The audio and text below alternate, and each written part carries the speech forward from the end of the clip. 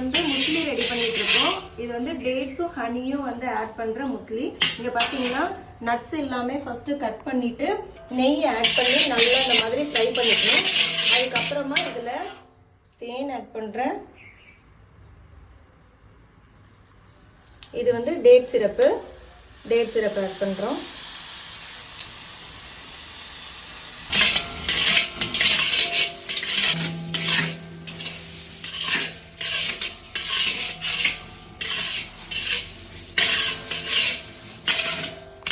நம்மளோட முஸ்லி வந்து ரெடி பண்றோம்.